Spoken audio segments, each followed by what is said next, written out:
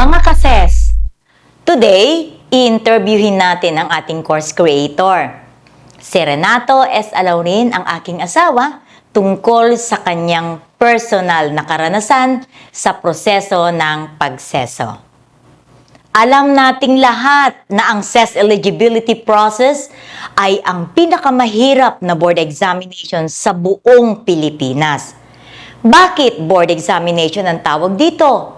Ito po ay regulated ng Career Executive Service Board. Kaya board examination po ito. Sa totoo lang po, ang prosesong ito ay binubuo ng 4 na stages, namely CESE, Assessment Center, Validation of On-the-Job Performance, at ang panel interview. Saan ka makakakita ng examination na may 4 na stages? Dito lang po. Ako po ay nagbibigay lang po ng konting orientation tungkol sa proseso ng pagseso para magkaroon kayo ng konting kaalaman tungkol dito. Mamaya, itatapon natin ang mga tanong sa ating respondent. Konting dagdag pa po mga kases. Kayo po ay nag-iisip na pasukin ang mundo ng mga seso. Ito ang iyong pagkakataon para magkaroon ng real-life account tungkol sa prosesong ito. Hindi na po natin pag-uusapan ang mga qualifications at requirements sa pag-apply maging seso. We will talk about the process itself. So, here goes the first question. When did you first get the idea of becoming a CESO? It was in 1991. I was occupying a salary grade 13 position. Then when I was enamored by the CESE concept, sa totoo lang, curious lang ako. Kasi iisa lang ang CESO sa opisina namin noon. Ang aming regional director. Nag-iisang CESO at mason pa. That captured my imagination. Kaya nag-umpisa na akong magtanong kung ano ang CESO at ang mason. Fast forward, years later, I became a CESO and a Freemason. How did this happen? Well, ginamit ko ang visualization at daily affirmation. Since I became qualified for the CESE, I did incremental steps regularly until I earned the CESO Rank. I had to make some sacrifices. I had to forgo my bar examinations. I decided on getting the CESO Rank, yung CESE title ay bonus na lang after my retirement. Second question. What was your experience in the CESE? Well, the night before my CESE, I got so terribly drunk that when I awoke the next day, I was shocked to see the date in the calendar. I was 15 minutes late for the exam. Luckily, I was still allowed to take it. When I received the CESO result 2 months later, I learned that I failed in one subtest, sustainable environment. But I got a very high average. When I took the CESE the second time, I beat my old record. CSB informed me na di na dapat ako nag-exam uli kasi CSB approved a resolution granting those with high averages or who had an average above the cut-off score passed. CSB told me I passed the CESE twice. For me, the CESE was not so tough. What made it hard was that it was a time test. You have to think fast and answer quickly. Third question. How did you pass the assessment center? Oh, ito na ang mahirap na stage. I took it once and I passed it with flying colors. I got a perfect proficiency score. In 2006, walang mga CESE review providers no CES review centers. We had to dig up our own review materials. My game plan was to ask some CESOs about the assessment center process. In 2006, there was only one CESO in our office, but he was the lucky CESO, the one who did not go through the assessment center and the validation stages. That was the dark age of the CSB. Bakit pinayagan silang maging CESO na di naman dumaan sa tamang proseso? Na wala akong matanong na CESO sa aming opisina. I had to outsource. The only CESO I could get advice from was my Alpha Pi Omega frat member, brother in the central office. I got him on the phone. In 20 minutes, I had the assessment center review. Nakuha ko yung mga descriptions ng 5 AC exercises. And from those descriptions, I made my game plan. How would I behave in each of the 5 exercises? In fact, the whole preparation was done right in my small brain.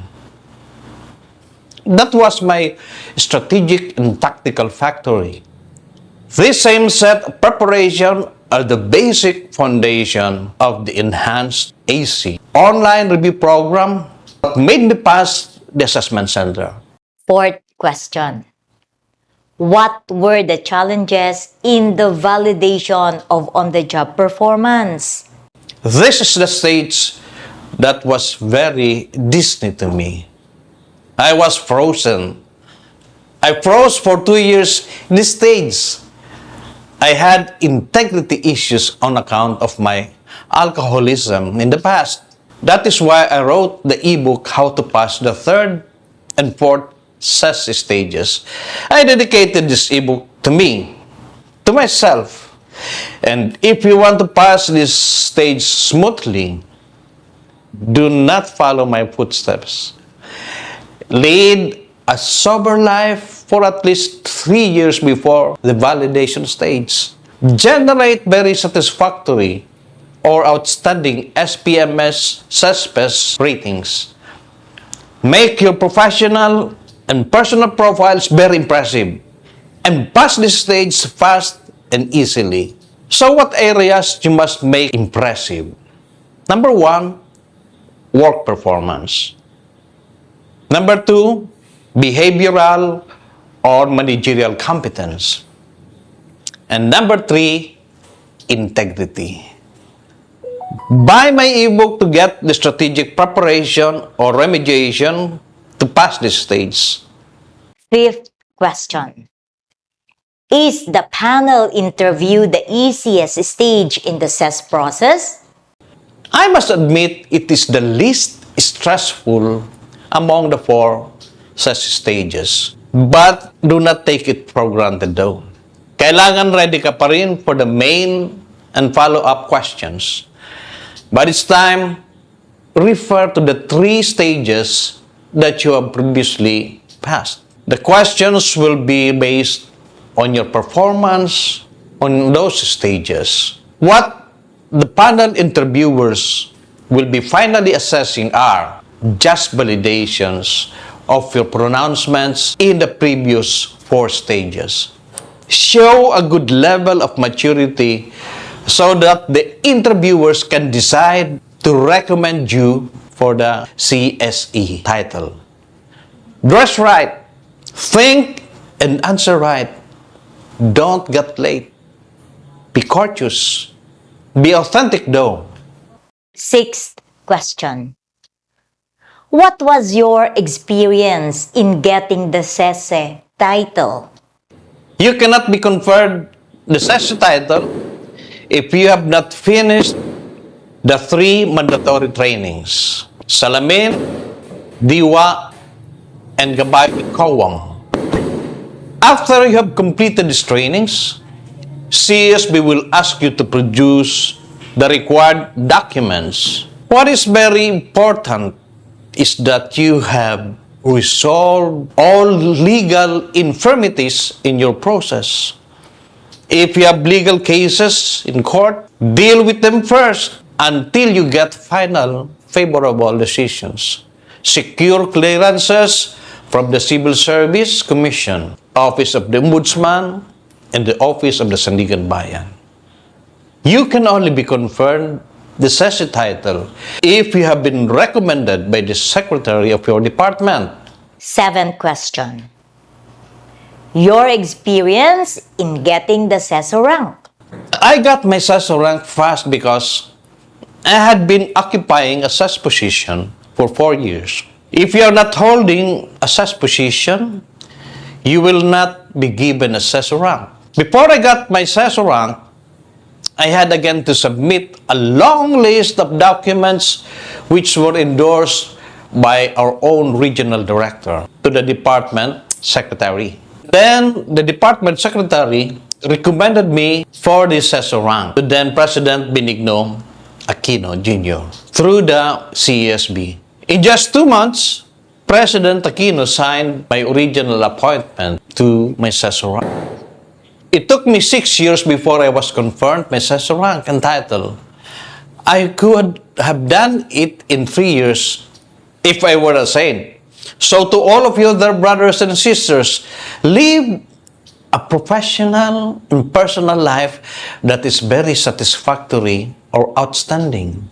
And you can breeze through all these stages in just 2 to 3 years.